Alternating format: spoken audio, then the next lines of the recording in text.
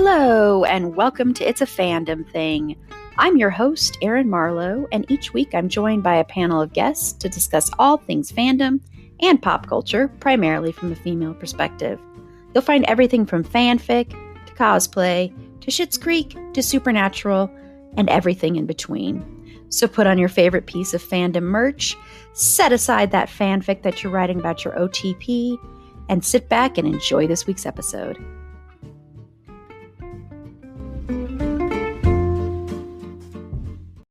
Hello, and welcome to It's a Fandom Thing. I'm your host, Erin Marlowe, and believe it or not, we are talking about Home Alone, and believe it or not, this is the first time your host has watched this movie, was preparing for this. So this is from 1990. You know what year it is. It's 2025. I'm not doing that math. You do that math. It's too depressing. And so you just do that math. You understand. But yeah, I haven't seen it until this week. I watched it like 2 days ago for the first time ever. So yeah, so these will be my fresh thoughts and thoughts from an adult. So, take that. Oh, man. But joining me to talk about Home Alone is first up from Okay Real Quick. She's kind of sinking down. There we go. I was just thinking, oh no, she's not gonna like it. Wah, wah, wah. No. I can tell you it's not. No. That's not the case. I'm just saying. Yeah. Okay, good. I'm not lifting the chair though, so. So Carla from Okay Real Quick. Hello. Hello, Erin. Hello, Fandom Thingers. Let's get this home on the road. Okay. And also from Big Reputations Pod, Kim. Hello, Kim. Hi everyone. Merry Christmas, you filthy animals. Yes, I should have added, because I said it in our pop culture episode from Wednesday, that both Carla and Kim are wearing Christmas sweaters. Kim, sweater. Go ahead and tell everybody what your sweater says. It says, Merry Christmas, you filthy animals. So Kim was really prepared. Yeah. Very, yes. I'm the only one that's bah humbugging here and doesn't have any Christmas stuff on. Not only do you not have Christmas stuff on, you're dressed in black. That's true. Well, there's a little bit of gray. Oh, that's true, yes. Oh, that definitely makes it more seasonal. It's the color of sleet. There you go. That's what I was going for, okay? It's the dirtiest of the snows. Yeah, I'm trying to manifest some, sort of snow here, because I've got it's black, then a light gray, and then a darker gray. There you go. I'm dreaming of a gray Christmas. It's like if you're watching if you're watching It's a Wonderful Life, that's in black and white. So I'm kind of just... Erin, that is brilliant. That is brilliant. I can't believe that I doubted you. I am so sorry. Yeah, never doubt me again. We're going to be spoiling this movie. This 35-year-old movie. Kim, we're not supposed to say how old the movie is. This movie that is old enough to run for office. Yes. Oh my gosh, stop it. Man. Home Alone could be your president someday. That would be very weird, but better than what we have right now, so. True. But yeah, so let me give you some IMDb info. So Home Alone came out 5 years ago. It came out November 16th, 1990. It is about an 8-year-old troublemaker who is mistakenly left home alone and must defend his home against a pair of burglars on Christmas Eve. Dun, dun, dun. It was written by John Hughes and directed by Chris Columbus. It stars Macaulay Culkin as Kevin, Joe Pesci as Harry, who's one of the burglars. It's one of those words I can't say, so I'm not going to say it again. I probably will, and you all will laugh at me. It's okay. Daniel Stern as Marv, the other burglar person. Criminal. The other wet bandit. Criminal. Wet bandit. Yeah, criminal. There you go. Thank you. Criminal. Yeah, bandit. Yeah, criminal. Thank you. Thank you both.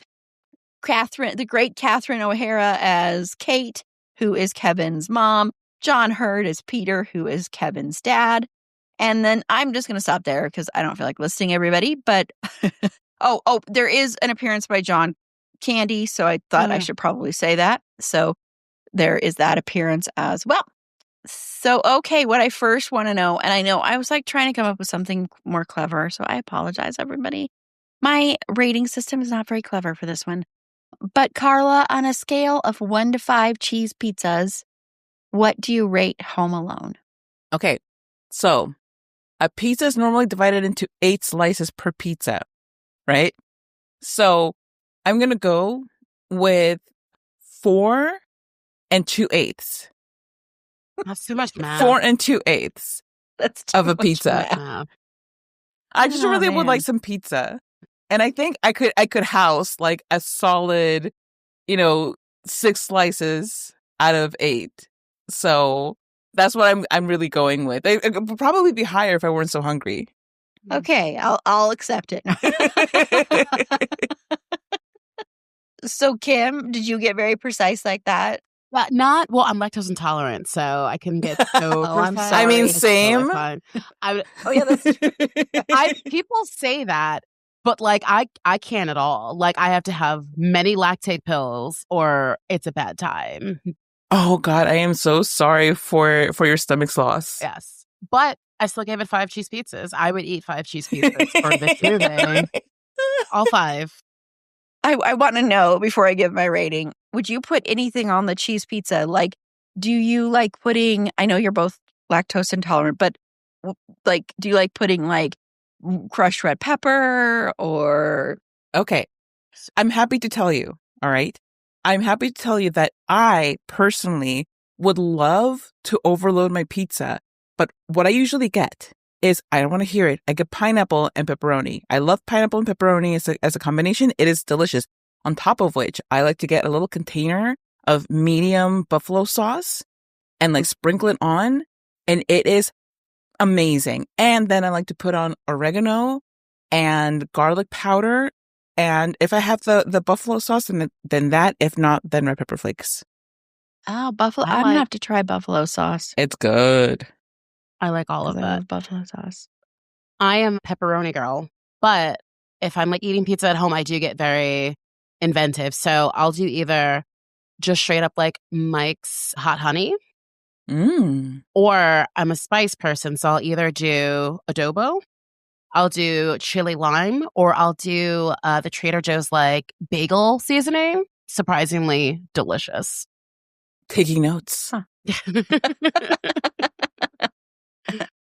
Mine varies. Sometimes I just like to get like onions, tomatoes. I do like getting like if you can find them, like sun-dried tomatoes are like really good.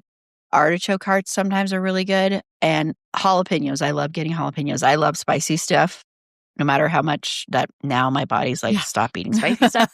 That's why I have Tums next to my bed. Okay, body. I know, TMI, but hey. It happens. Yeah, exactly. And I also love red chili flakes as well. And then I also love to put on Frank's red hot sauce on there too. And also Louisiana hot sauce. That's my favorite, actually. I always have jars of Louisiana hot sauce. And I get weird looks when I put it on my pizza, but it's really good. And that's why I want to try the buffalo sauce. It's good. So, yeah, I really, really like that. If I get meat on it, it's pepperoni. I don't like any other kind of meat on my pizza. I'm not a meat lovers kind of girl. And I love meat, but I don't like the combination. No. Yeah, I don't like sausage on pizza at No, all. me neither. It's a weird mouthfeel. Yeah, because it's not like is. slice. It's like the crumbly sausage. And I feel like it's sharp. It's like the Captain Crunch of pizza. Like it's sharp. It cuts your mouth up. It's true. And I actually don't really like green pepper on pizza, green peppers. No, I like them separately, but on pizza, they wilt. So there's nothing there. Yeah, I'm not fond of it. My husband loves green peppers. He likes green peppers and onions. And I'm like, why? Get a salad. And my son, he likes pineapple and mushrooms. I don't like that's too. It feels soggy. Yeah. No. Pineapple, yes. Mushrooms, I don't understand it. But he's also a little 84-year-old, 12-year-old. So I love that.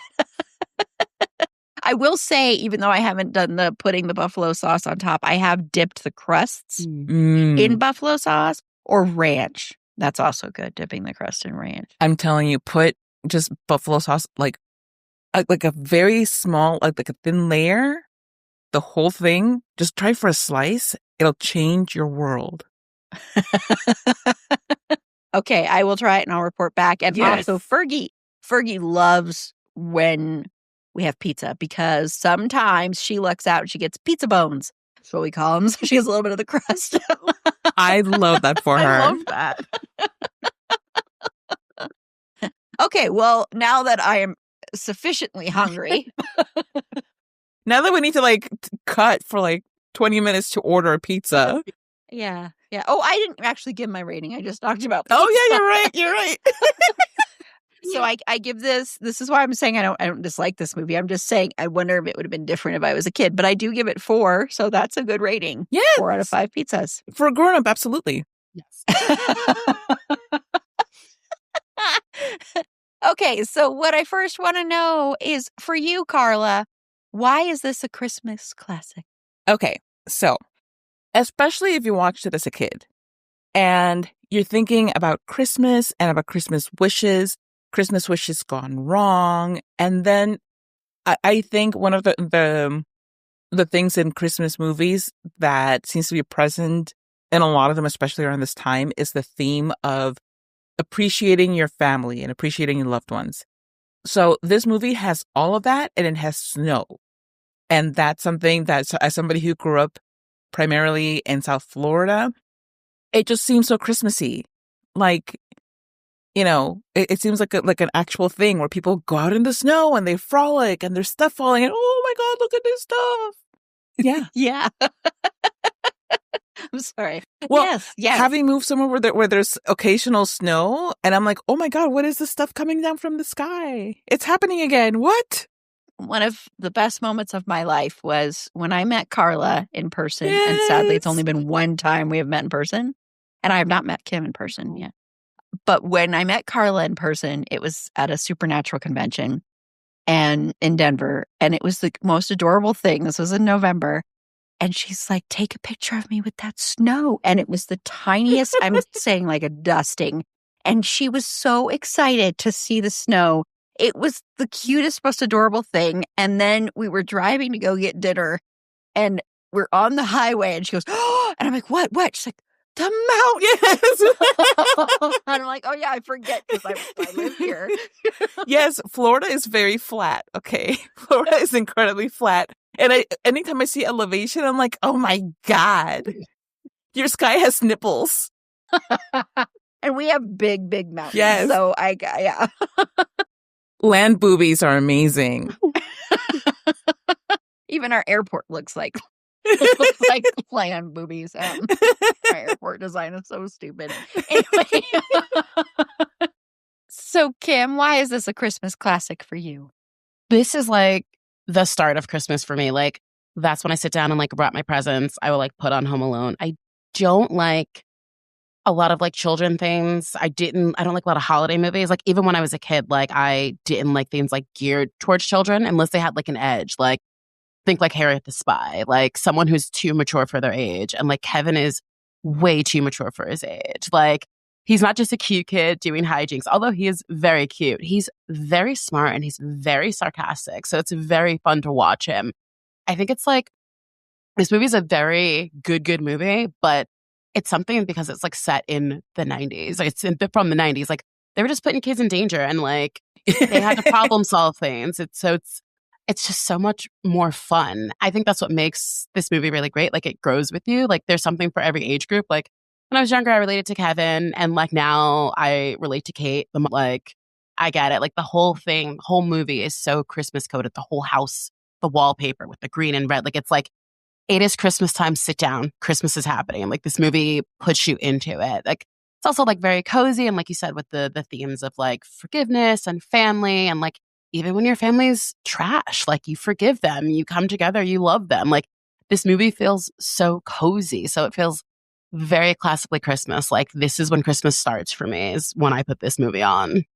Yeah, and I mean, speaking of someone, this was my first time watching it, of course, but I'm watching it and I'm like, you know what I'm going to have to do next year? And because I couldn't do it at that time, is I'm going to have to watch this and then watch Better Watch Out right after Oh, yes. the horror movie, Yes. which is very much, well, it's modeled very much after this. I mean, it absolutely is.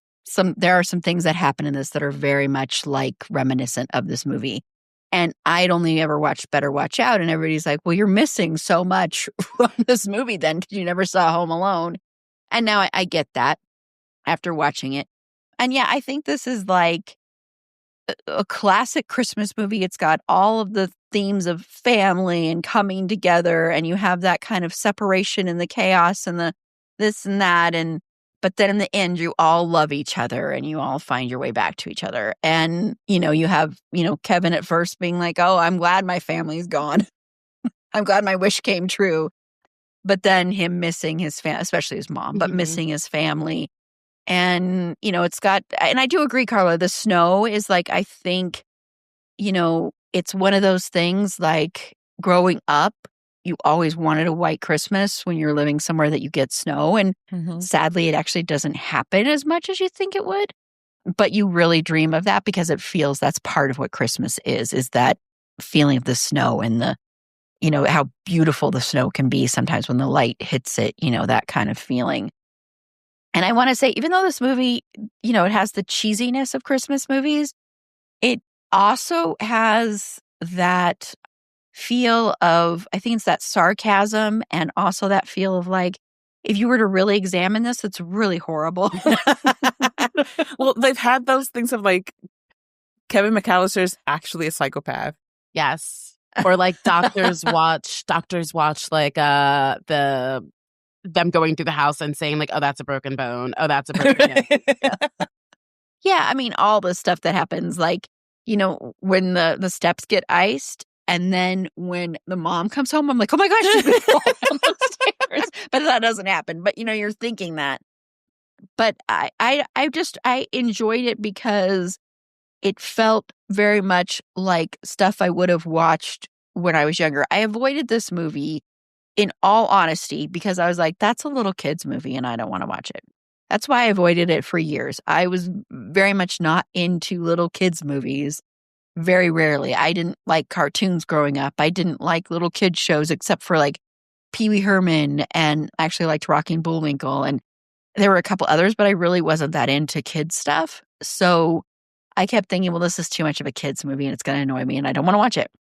And I really wish I had watched it, honestly, when I was a kid, because I think I would have a different appreciation from this because I'm watching this from an adult perspective. But I really did enjoy it. I had fun with it. What surprised me about this is the way I've always thought about this movie is I thought the whole thing was him trying to outsmart the criminals. And that's such a small part of this movie. I was like so shocked. I was like, wait a minute. I thought that was what the whole thing was. And it's like just this brief, it's like the climax almost of the movie. And I'm like, oh, that's kind of surprising. I mean, it's, the criminals are in it through the whole thing off and on.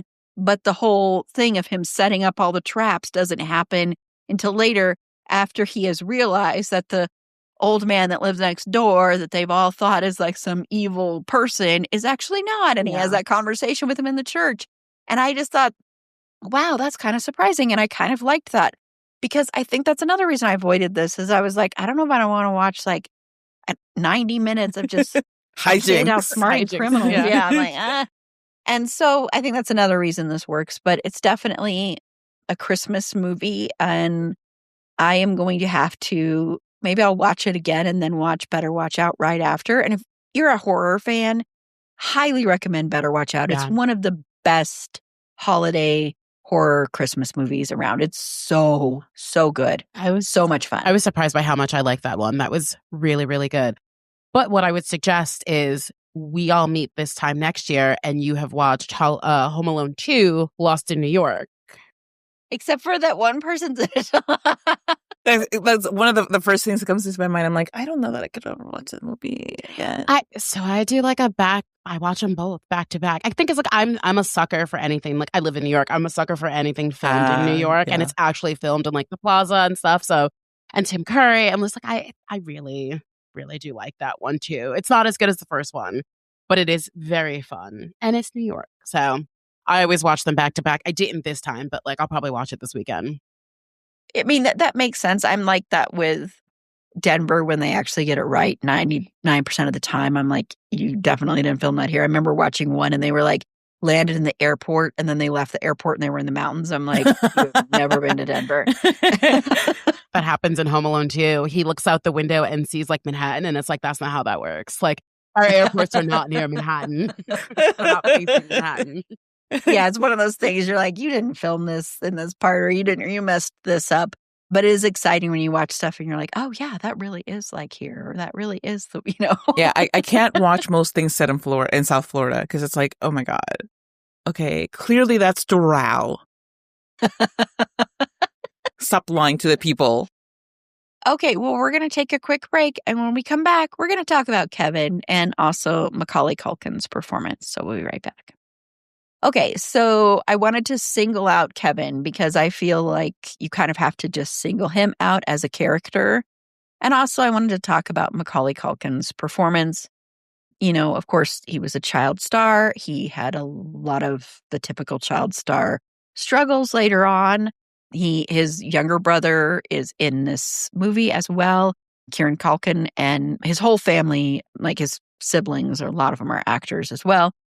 But Carla, what are your thoughts on the character of Kevin and Macaulay Culkin's performance?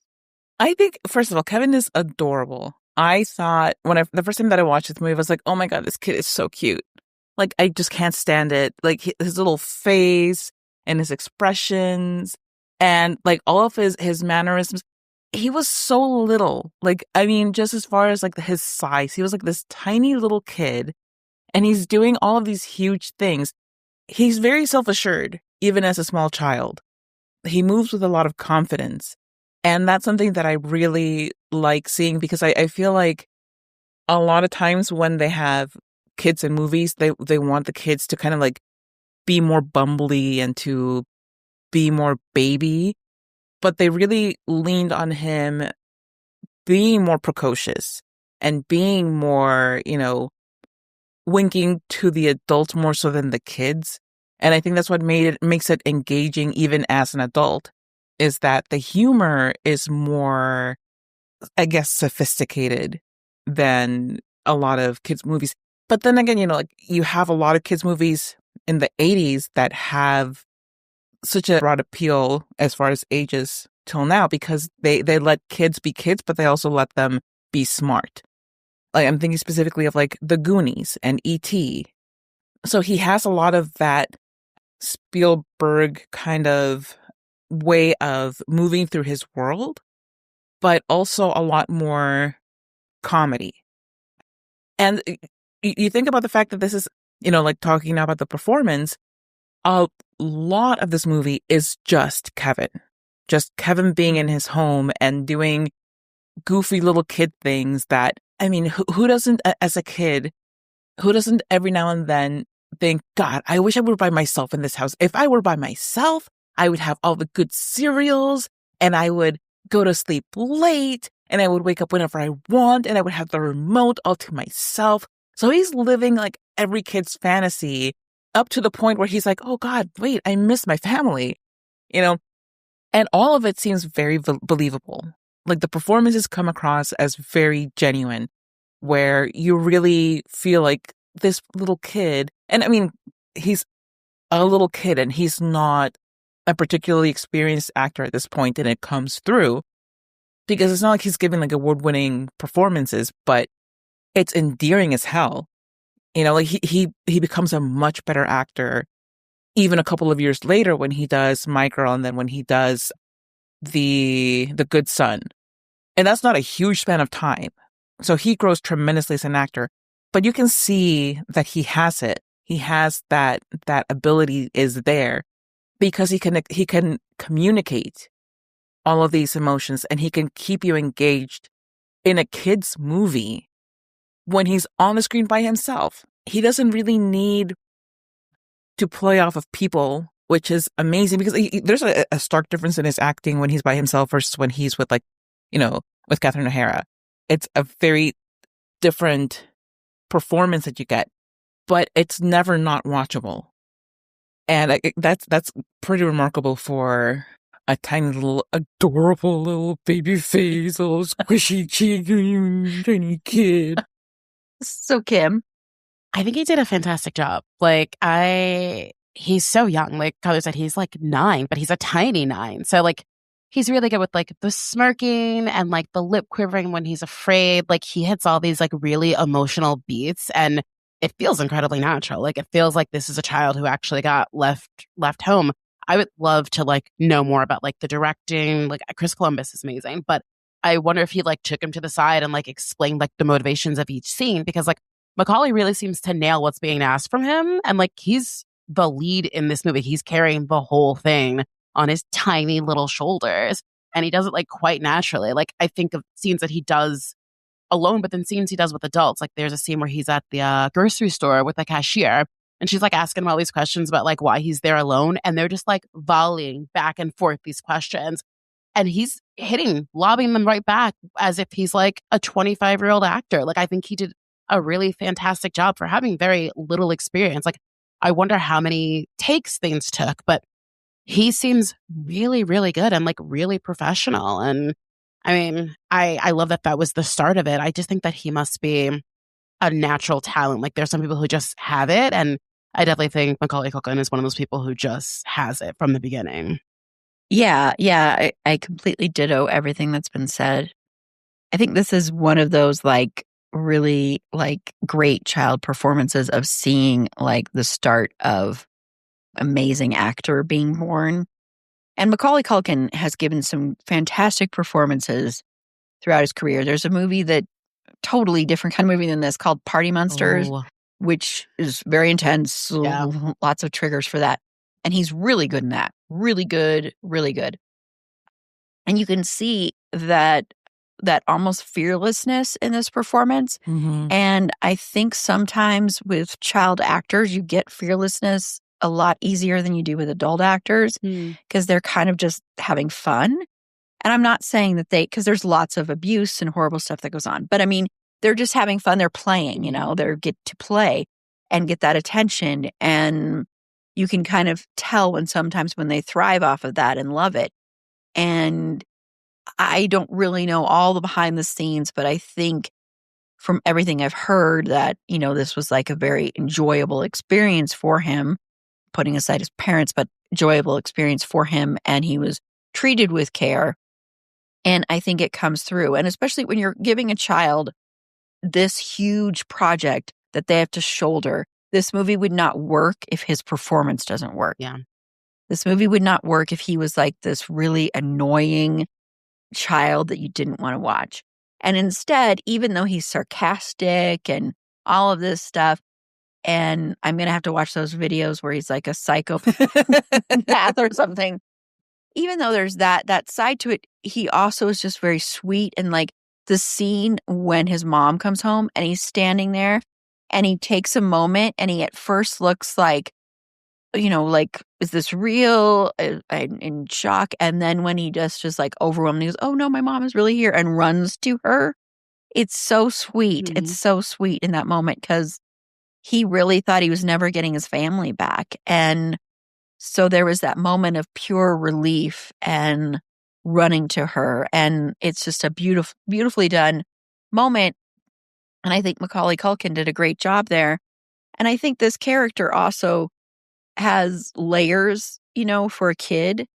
And while he may have been the troublemaker, I think he also probably suffered from that, like, littlest brother, little child that's ignored all the time. He doesn't know how to get attention, so he might cause some trouble, all that kind of stuff. But I think it's a great performance. And I really enjoyed watching him. And it is adorable. It's adorable that he uses the aftershave, like Yes. like more than once. Yeah. Like he doesn't even do it just once. He does it again, which is such a kid thing to do. Yep. Where it's like, okay, I've done it once. I'm sure I'm going to be used to it, and then doing it again and screaming again.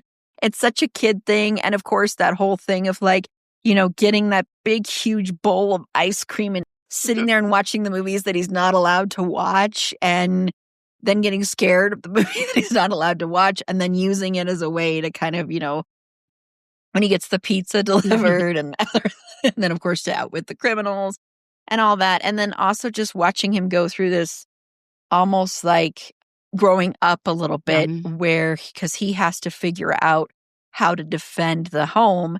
And so instead of being afraid or instead of doing, which, as an adult, I'm like, please just go and tell someone. Please don't do this by yourself. You're a little tiny thing.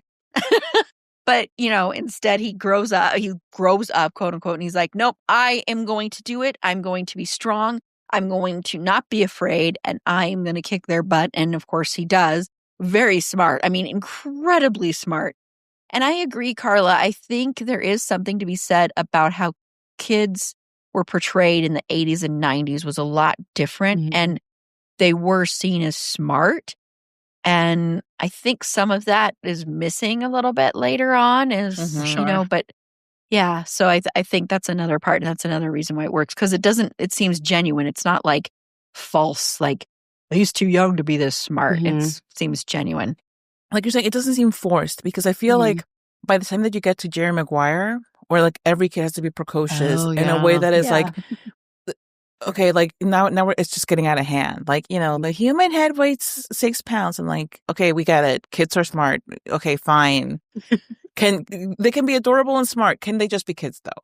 And I think that this is like the sweet spot of the kid being smart and adorable and do goofy kid things, and it not feeling like an act. Yeah, agree. Okay, well, I did want to talk about the other characters. So what are your brief thoughts on the other characters, Carla?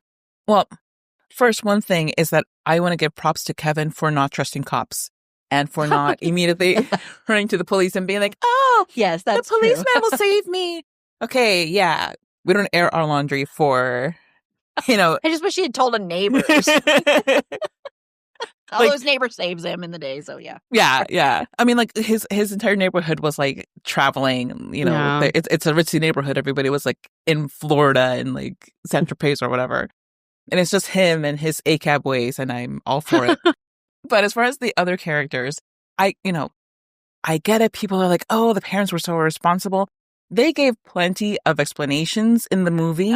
Like, honestly, if you watch the movie and you still come away with it thinking, oh, the parents were terrible and irresponsible, I don't think that they really were. I think people underestimate the stress that parents are under to make a trip magical and to make it perfect. And especially mothers, because that's the other thing is like, nobody talks about the dad. Nobody talks about, oh, the dad is a terrible father. It's always like the mom is a terrible mother for overlooking her child until she's in the air. No, she has 15 other kids. And she's also, her husband, like, is like, oh, we got to pay the pizza man. I'm baby. I don't know how to pay pizza man. Can you please take care of it? And she has to go and pay pizza man and, deal with this alleged cop and all of these things. And, she's expected to be the one to pack the kids and to be the hostess and all of that because it's her house and all of this stuff. Yes, she sends Kevin up to his room without dinner. But, I mean, honestly, it's a very common thing at that point in time. So it's not like, it's not like the kid has never eaten and he's never going to eat again. All right? He's going to be fine.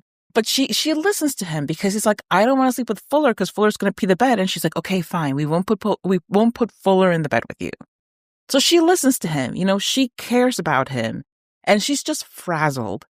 She delegates the task of doing a head count to somebody who honestly did her best and who counted a kid who just happened to like jump into the van and was facing away from her. It was Kevin shaped. I feel like these incredibly rich people were doing the best they could. All right. Like they didn't have the nanny there and it's like pressing times. But the instant that she realized, hey, I know that we counted the kids accurately as far as numbers go. I don't recall seeing my child's face. Immediately, she's like, I have to go home and I have to do it by any means possible. She does not give up. She does not at any point say, oh, I guess I'll just spend the day here in Paris. Maybe I'll have a little baguette. I'll have some champagne and a baguette and a croissant while I wait to get on a flight to get. She's immediately like, I must get to my child no matter what. So yeah, she's not a neglectful parent. And also Catherine O'Hara is fantastic in this movie. This is the first movie that I remember seeing her in. And I immediately fell in love with her because she just has like that. And that part I don't really like recognize until now that I'm at the age of Frazzled Moment and like really understanding her, what she must have been going through at that point. But even back then I could see like she's just like up to here with humans in her house. Mm-hmm. Like I would be really annoyed too if there were that many people being like, hey, we're all going to be here under your roof. Get us to this fabulous trip that you're responsible for the passports and stuff. So whatever, detractors. I love the Wet Bandits. They're awful people, but they're hilarious. Joe Pesci is fantastic in this role. This is one of my favorite Joe Pesci performances for me. It's number one, My Cousin Vinny. Number two is this, only because he's so goofy. He's just terribly goofy. And I love a goofy Joe Pesci. Yeah, he can be, the whole like, I'm gonna kill you now. Whatever. But he's so great and he's so funny in this. And his partnership with Daniel Stern, the two of them are just so funny together. I thought Daniel Stern was so cute.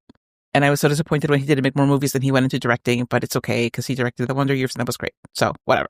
Anyway, forgiven for not being more in my face later on, but that's all right. I loved him. I loved him. And, the neighbor. That tracks. Sorry. Who here is shocked that I think Daniel Stern was super cute? Like, Daniel Stern and also the dad, Kevin's dad, I thought was like, ooh, he's a handsome older man.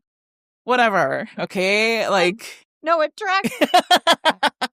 Okay. Like, I have a type. What do you want me to say? It's like them and Catherine O'Hara. Like, what do you want me to do about this?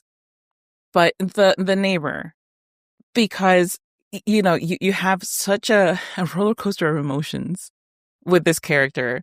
And it was one of my favorite parts of the movie because like you said, Erin, it's a movie that, because so many people talk about the hijinks, people forget that this movie is not only that. There is so much more that happens in this movie.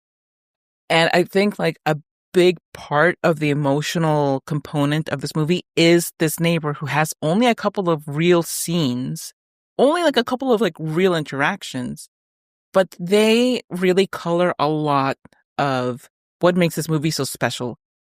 Because there's something about his face and his delivery that I think just really sells this character both as a potential murderer and just a loving person who maybe, said wrong things to somebody that he loves. This movie is packed with great performances, big and small. John Candy in that tiny role is unforgettable because he's John Candy, but he's just fantastic. But I loved him in this. Yeah, like I love this movie so much and I love everybody in it and like whatever. We don't need to talk anymore about my crushes. I don't care anymore. Like whatever. It's like how I was the first one to point out with Smosh that he looks just like Emilio Estevez. He looks a lot like Emilio Estevez. And you were like, oh, wait, he does. You just know me too well. Like, even I didn't know that about myself. I was like, oh my God. Like, that's why you like Shane. Yeah, like, I've been watching this man for 2 years on Smosh. And like, just now, but you pointed it, I'm like, right. Emilio Estevez, I see it now. Yep.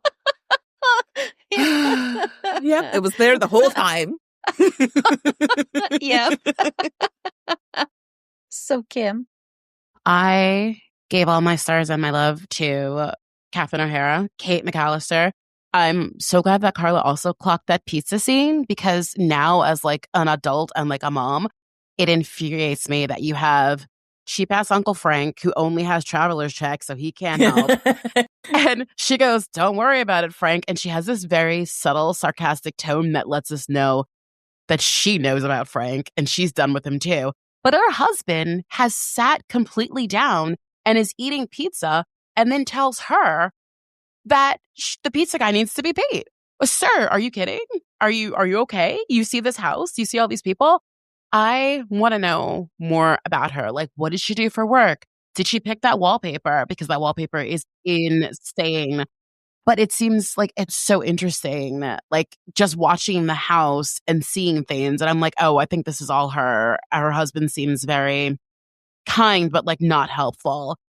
And Kate has just like these really great, I want to coin the term monologues, where she's talking about how she just wants to get back to her son. And like it feels like there's many films happening at the same time, but like her traveling, she keeps the movie feeling urgent. Like there's a thing to get to.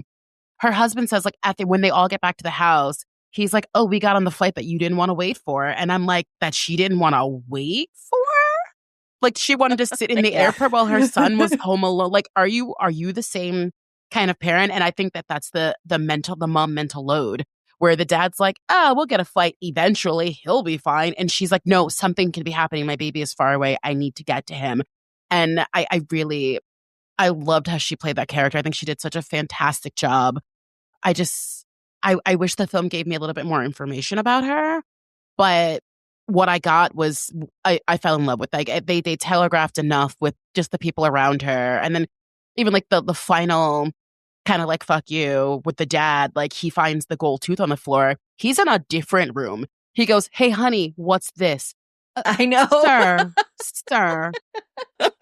We just got home from an ordeal. You're picking up like rubbish from the floor, asking me what things are. Go sit. She hasn't slept. Who knows what she's eaten? She just traveled with a polka band. Yeah, that man ate a full flight on the plane and he slept the whole time. You know he did. You know he only woke up for snacks.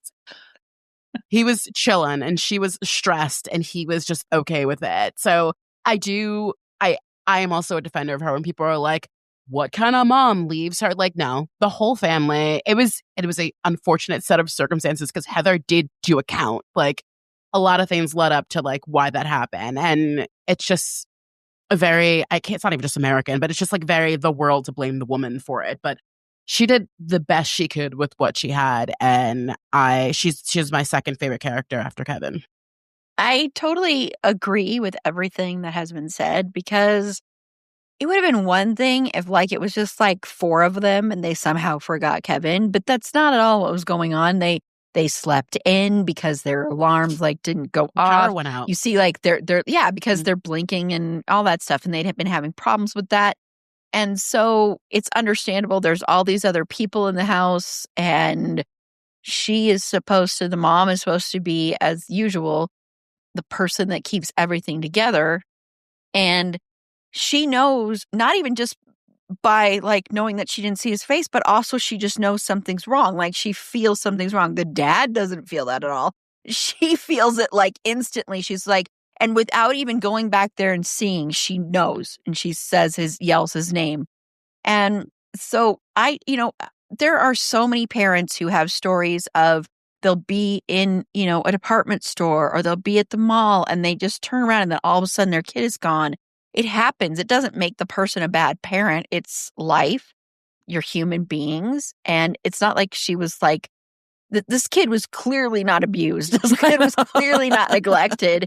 This kid was clearly like well fed, well treated, housed, like everything like that. So it's not like there was neglect at all. It was just a set of circumstances.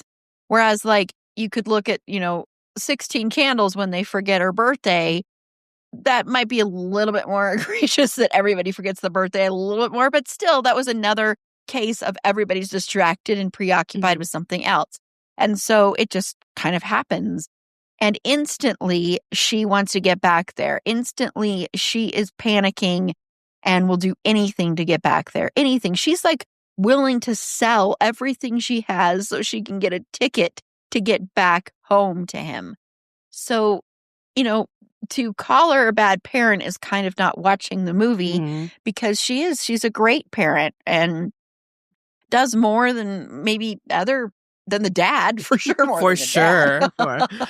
Oh my God. The way he tries to minimize it on the plane, like, oh, it can't be that big a deal. Like, oh, maybe the garage door? Yeah. Yeah, I know. Yeah.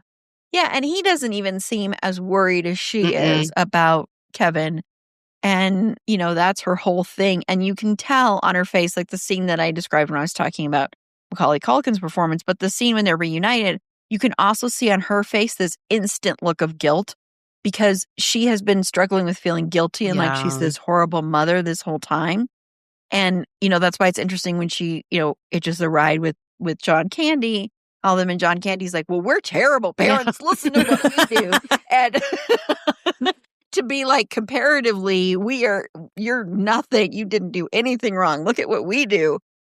But it is totally typical of that, mothers doing everything and the dad just like being another kid that she has to take care of.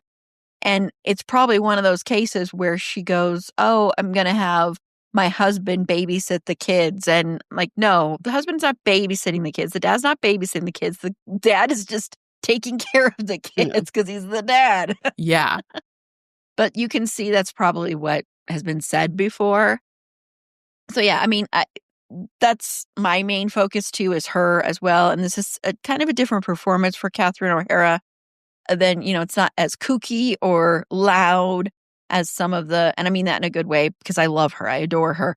But it's a little bit different than some of the other roles that she played. But she added such this vulnerability and, love and warmth to this character as well. So, yeah.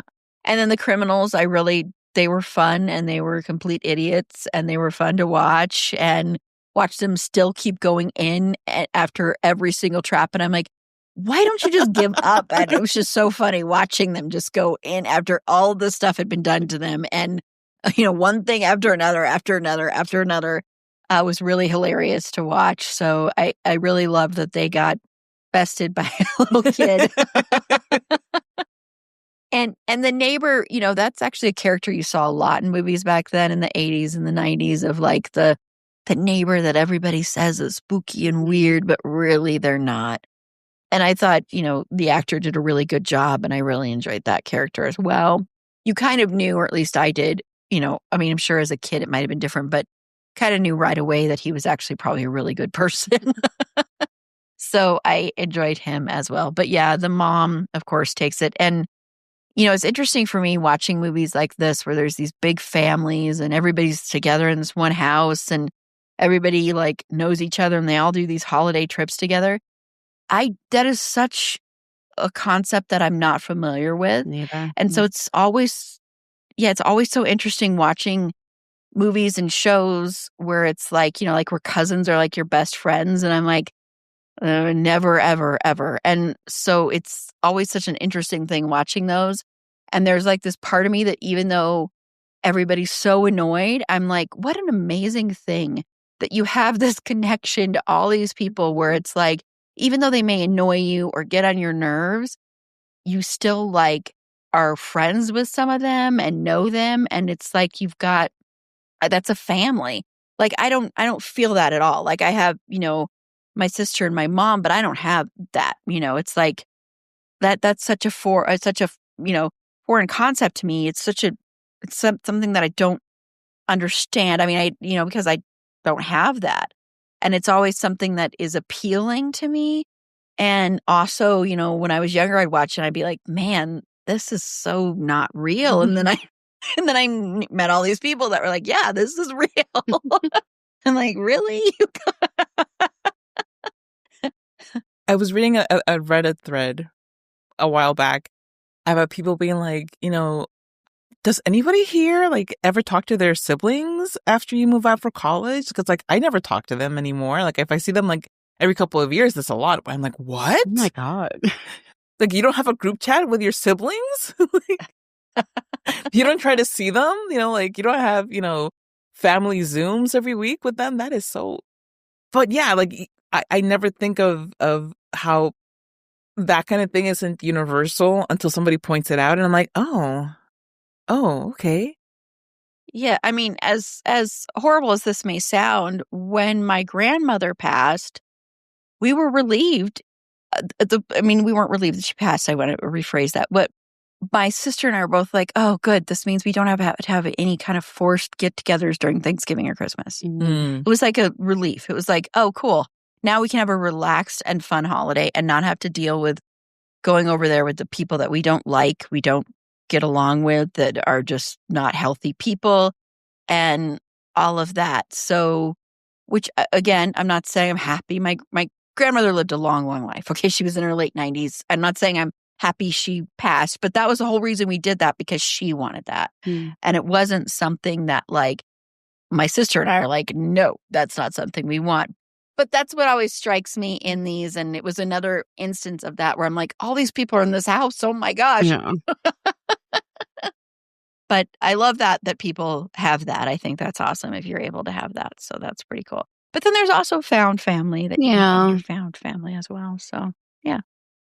Okay, well, we're going to take another break. And when we come back, we're just going to name a favorite scene or line.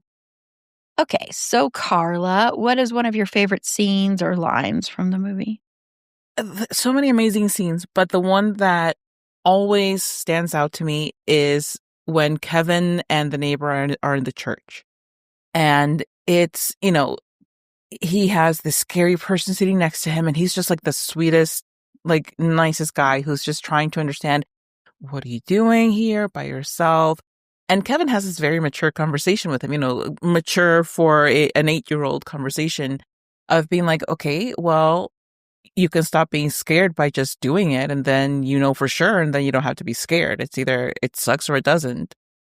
And the fact that not only do they have this conversation and they're so open with each other, but also that the neighbor goes and actually listens, and he does it because, again, in this movie, yeah, the kid was home alone, but he was listened to by so many of the adults that are in his life. His mother is listening to him, and this neighbor who just happens to be at the same church as him is like, you know what? Okay, sure, I'll give it a try. I'll call my estranged son, and it's a moment of just deep empathy and humanity, which is, I'm getting all teary. I'm getting all choked up about this. This is ridiculous. Okay, this is a movie from like the 19-nothings, and I'm getting all choked up about a random scene in it, in a kid's comedy, okay? But there's so much love being transferred in this scene, because there's this grandpa who is there to watch his grandkid, because even though he's estranged from his family, he just really wants to be there for her. He just wants, she's doing something and he wants to be there for her accomplishments. And she's very present in his mind. His family is very present in his mind, and he's very lonely. Like, he's living in this neighborhood full of families who are all off doing these amazing things together, and he's by himself. And, he has this tiny little kindred spirit in this other kid who's accidentally by himself, but he's by himself. So they have this lovely conversation, and Kevin realizes that, family isn't always perfect, but it's worth loving. And I will say this, I'm absolutely pro going no contact with the people that harm you. The idea that, family is forever and, like, blood is so important. No. If they're harming you and you feel like you need to go no contact, then that's what you need to do. But where there isn't something to that level, and you can, without accruing and compounding harm, reach out and mend fences, then it's a beautiful thing to do. That particular scene is touching, it's moving. Every single time that I watch this movie, and I've watched this a bazillion times, every single time it gets me. Every single time, like, even when the grandpa reunites with his family, like, that also gets me, like, right in the feels, man. And their performances are also just so good because they're so grounded and so genuine, and that's part of why it is a continuous flow of emotions, because it just feels very real. And it's really like, don't make me cry in a stupid movie. Like, good God. So, Kim? There's so many good one-liners that I still say. Like, I still say, when I grow up and get married, I'm living alone. I say that all the time. My in-laws go to France every other year, and I always say, have a good trip, bring me back something French. And I don't think they know what I'm talking about, but I say it all the time. But my favorite line is, Sandy don't visit the funeral homes, little buddy. Marv says it as they almost hit Kevin with their car. And I feel like that sums up the Wet Bandits like whole vibe. Like, they do not care about hurting this kid. They actually feel kind of dangerous, but they're too dumb to do real damage. Like, it reminds me of the Fratellis in the Goonies. Like, Yes. they'll murder these children, but like, they'll never sort themselves out to actually do it. I think, like I said, like, the movie kind of falls into, like, it feels like different movies. And I love Kevin's whole, like, the whole thing is like his hero's journey, but like the setting up of I was going to say trap house, but that means something completely different now these days. when he sets up the traps in his home, that whole part is like, it's like 10 minutes long, if that, but it's my favorite part. Like, that's from the feathers in the face to wincing at like the nail in the foot and like the tar, like that whole part feels so epic. Like, him putting the spider on Marv's face, and then it's just like that silence and then the scream that erupts from him. It feels like its own little movie in that part. And that's like my favorite little, his hero's battle. That's my favorite part of the film. Yeah. No, I agree with that. And it is hard, even though I've only seen this, one time. It is hard to choose like a specific scene or line or one, because there are so many great ones. I narrowing in a little bit on the whole, climax almost, or the whole big confrontation with the criminals. I love the fact that with the ice on the stairs, the fact that Joe Pesci's character keeps going up the stairs, even though he keeps falling down the stairs. Mhm. And then like the first time him falling, and then the second time him trying to climb up by grabbing onto the railing and then falling.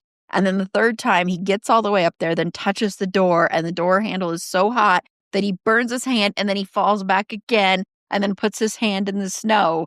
And it's like this, like, one fumble after another, Mhm. after another, after another. And it's like, you keep thinking they're just going to give up and be like, forget it, this isn't worth it. But the fact that they keep going and keep upping the ante and keep doing so many things that just getting hurt constantly is so entertaining to watch and makes you, I don't know, it also lessens the fear you have for Kevin, because you're like, man, he's definitely smarter than these people. He's going to be fine. There's no way, because they keep going up these stairs that they can't get up, and then it's just like but then seeing Joe Pesci later when he's going to go touch another door, and he's just like lightly touching it, like, is it going to burn me like the other door did? There is no better ad for fire safety. Oh my God, yeah. Or ice safety, like being like, salt. This is why you salt things. Because I don't know if both of you, I mean, I don't know, Carla, but I don't know, Kim, if you've ever had that moment of slipping on that ice and you hit a patch of black ice and you fall. Oh, I've had that. And I just I was walking through a park and I fell. And I just laid there for like a minute, and someone came over like, you okay? I'm like, I will be okay. But I was just laying up looking at the trees. Like, I couldn't move.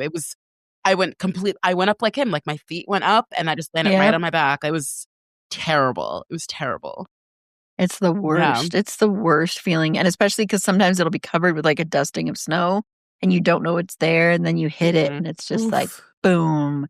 Yeah. Yeah. Whenever, and it usually happens to me when I'm walking Fergie. And so Fergie will be like, what the hell is wrong with you? I mean, at first she looks worried, and then she's kind of like, okay, come on, get up. Let's keep going. Like, clearly you're not dead. Yeah. I use my bare paws. Come on. What you're saying really is that with the Wet Bandits, it's about perseverance, about never giving up. Yeah. That's true. Never quitting on your dream. Yeah. No quitting on your dream of robbing this house. This is one they wanted. It was the silver tuna, which is, I've never heard that phrase until this movie or outside of this movie. Silver tuna. Well, and the one thing that really got me the most about them was with Daniel Stern with leaving the water on in one of those. As someone who's worked in real estate and worked with people who I worked with someone who bought a house, and the people who owned it before they left because it was foreclosed on, they went into the basement and they turned on all the water. So then the water rose up. So then there was mold throughout the whole house. So when I watched that, I was like, oh my God, those people are going to have to deal with so much crap, because it's not just going to be the water. It's going to be the mold, because water is the biggest enemy. So that was one of those moments of where my adult mind went, that is the worst, that's the most cruel thing you could possibly do. Okay, well, thank you, Carla and Kim, for joining me to talk about this movie that I finally watched. Thank you so much. We did it. I'm glad I liked it. It would have been really bad if I didn't like it, I'm sure. So I'm glad I liked it. Would have been a very lonely podcast recording for you, okay? Yeah.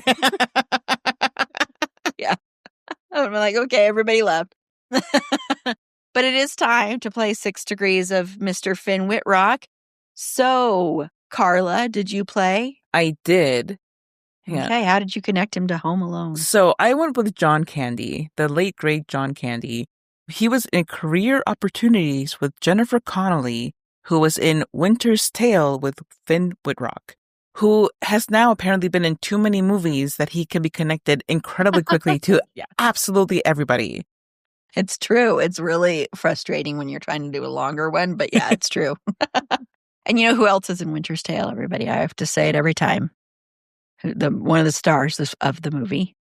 My future husband, Colin Farrell. I knew that. 100% knew that. But I went and played Jeopardy this past Wednesday, and one of the questions was, because it was about, country capitals that are like 6 letters or something, and it was about Dublin was the answer. And I was like, he would have been so upset with me if I didn't know that. So I got it, Colin. It's okay. You can still get married. Yeah, we can still get married. So, Kim. I did play, but I want to make a really quick suggestion. So there is a film or a TV show series on Netflix called Movies That Made Us, and they have an episode about Home Alone. And it's so good. And they tell you all the behind the scenes stuff, how all that snow you saw was completely fake, because they went and they filmed the 1 week where there was absolutely no snow. And I think that's so interesting. But there's lots of very behind the scene things. It's on Netflix. I watched it a couple of years ago. It's very, very good. So if you want behind the scenes stuff, there's that. I did do the 6 Degrees. And you're right. It's it takes no time. I started with Catherine O'Hara, who was in Surviving Christmas with Ben Affleck, who was in the worst movie ever, Deep Water, with Finn. I wanted to like that movie so badly. I went into that, and I will never forgive anyone in that film for making me watch it. That movie was so terrible. bad. It's so bad. We call it the snail propaganda movie on this podcast. There was so many snails. It was just for no reason. For no reason. It was a plot device, kind of, but not really. Anyway, that movie lives with me. Anybody who has watched it is permanently scarred. Yeah. Yeah. I went a really easy route. 1 Degree. Macaulay Culkin was in American Horror Story Season 10 double feature, which if that hadn't existed, we hadn't watched that, this whole segment of 6 Degrees of Finn Whitrock would not exist. So, so there you go. There's the 1 Degree. They were in the first half of double feature, which is the better half of double feature. It's the vampire half with Finn Whitrock. So there you go. What? Wait, sorry. What season? I'm I don't know that this existed. What season? Season 10. I think I stopped 10. watching. Because the first half is vampires, and then the second half is aliens. But it's aliens back in the 50s or something. I have a thing to watch now. Thank you. The second half is so god-awful bad. Oh. It's has oh my God. Who does Sarah Paulson plays oh my God, I can't remember now. Tuberculosis Karen. So says that's in the first half, but then in the second part, Mamie Eisenhower. Yes. Yes, because they have to have Dwight D. Eisenhower in this or Oh, something. okay. I see. Yes. Yeah, it's weird. I don't know. It's stupid. But anyway. It sounds like a lot. It does. It looks like a lot. Yes. I haven't watched since, what was it, 1984? I think that was the last American Horror Story I watched. I feel like that was a while ago. That's a long time. That's before streaming even started.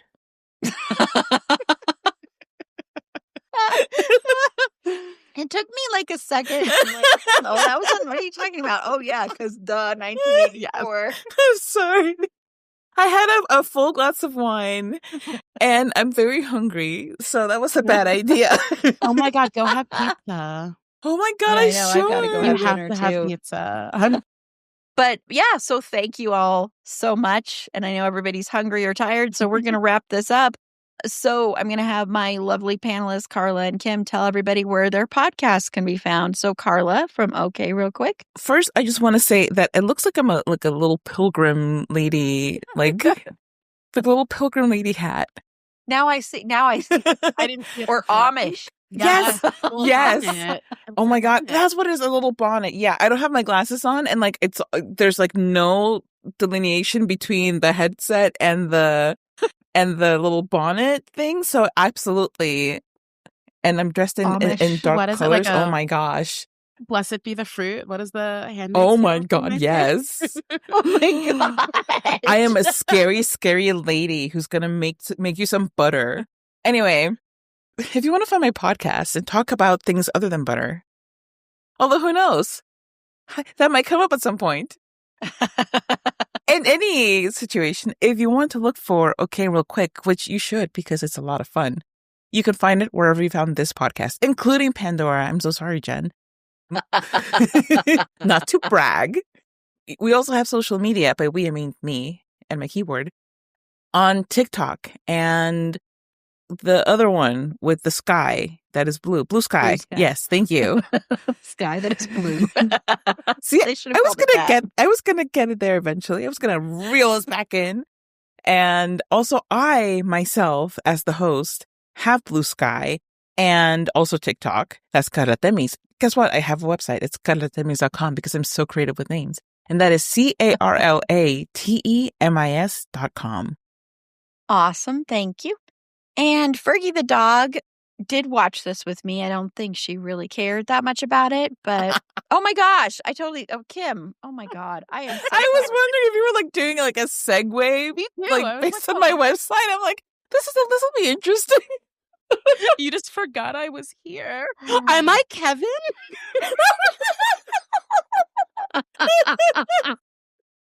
Oh man. Oh my gosh. Kim, I am so sorry. So Kim, Big Reputations Pod, who I definitely didn't forget. Tell everybody about that or where that can be found. You can find it wherever you find podcasts, at least for the next year, because we've wrapped up. But I kind of want to bring it back so I can talk about Kate McAllister, because she definitely is a woman that we judge too harshly. It might just be us in her living room yelling about it. I'll tune in for that though. You can find us on Instagram. It's Big Reputations Pod. You can find me on Instagram at KimPlaints_NYC. Also on Instagram. Awesome. Thank you. And Fergie the dog watched this with me, but I don't think she was too into it because, well, there wasn't enough horror. She loves Better Watch Out because there is horror in that. But you can follow her on TikTok at Schroeder and Fergs. That's SCHROEDERANDFERGS. It's long, but it's worth it. To find all our past episodes, links to our social media, links to our Discord server where we talk about TV, film, politics, Dean Winchester, fanfic, everything under the sun, go over to our website. It's a fandomthingpod.com. And while you're there, click the Support Us tab. And you can find a link to our Patreon page there. And for as little as $3 a month, you can help support the show and you get ad-free content. You get episodes a day early, and occasionally you get bonus episodes as well. And also, occasionally you win prizes too. So click the link in the show notes or head on over to our website. Again, it's a fandomthingpod.com. And again, click the Support Us tab there. Also, if you are into snails and you want to fight the snail propaganda, you can go to our Redbubble store and you can buy It's a Snail Thing merch. This is a real thing on our Redbubble store. So for all those snail lovers out there, go there. All those snail lovers. Yeah.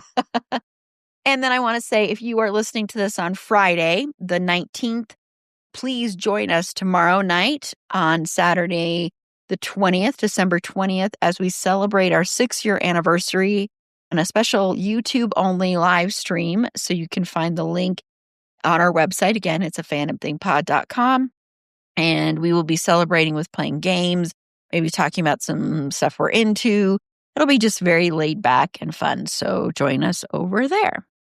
And then next week, Carla will be back along with Erin A., Meg, and Sasha for our annual Best of 2025 episode. This is my returning panel. They're on every year, and we count down 10 of our favorite movies, television, podcasts, if that's on there, books, songs, whatever made our top 10 for that year. And we don't have a pop culture episode. So tune in to hear if your favorites made the list. I wonder how much we're going to talk about Sinners. Is it just going to be Sinners the whole time? If I were on it, would just be Sinners the whole time. So number 10 is my favorite performance by this person in Sinners. And then 8, and then, yeah. Yes. I'm pretty sure I know what my top 3 are going to be, but we'll see. So I let people mention a couple things for each number. Like you can mention, I'm very laid back about it, but I am going to require that this stuff was released in 2025 because everybody's kind of been like, no, I'm not. I watched it in 2025. I'm going to veto that from this time. Damn it.